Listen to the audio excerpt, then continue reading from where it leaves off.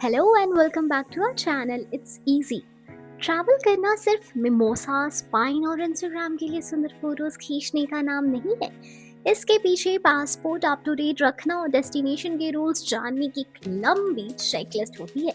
अगर इनमें से भी एक भी चीज मिस हुई तो आपका पूरा ट्रिप खराब हो सकता है और आपका दुनिया घूमने का सपना सपना ही रह जाएगा।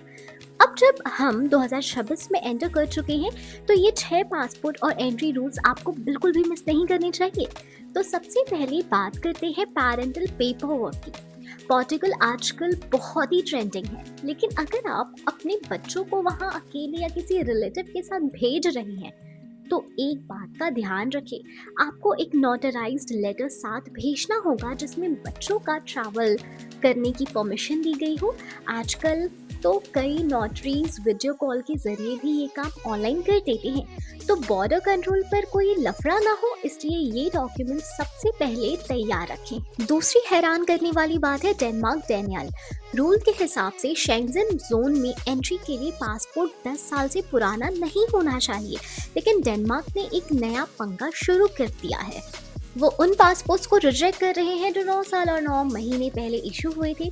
सबसे बड़ी प्रॉब्लम ये है कि उन्होंने इसे ऑफिशियल वेबसाइट पर अपडेट नहीं किया है, तो आपको तभी पता चलता है जब आप एयरलाइन आपको बोर्ड करने से मना कर देती है।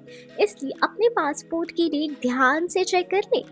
अब आते हैं बैंड एरियाज पर। अगर आप अमेरिका जाने का प्लान कर रहे हैं और आपने 2021 के बाद कुबा विजिट किया है तो आप ESTA वीजा वेवर के लिए एलिजिबल नहीं है।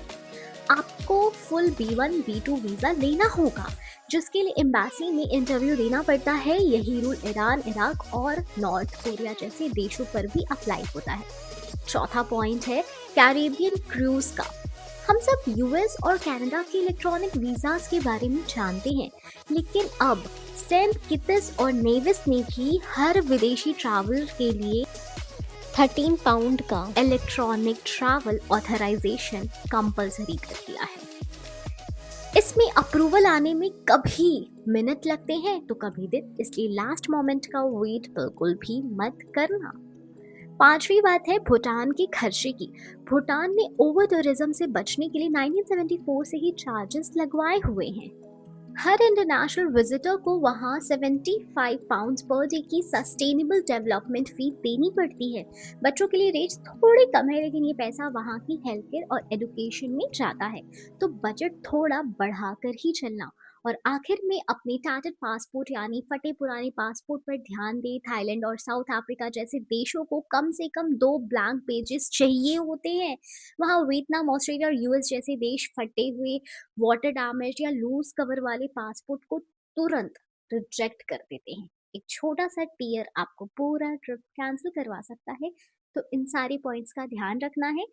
2026 के अपने ट्रिप्स प्लान करते वक्त इन बातों को अपनी टू डू लिस्ट में ज़रूर शामिल कर लेना।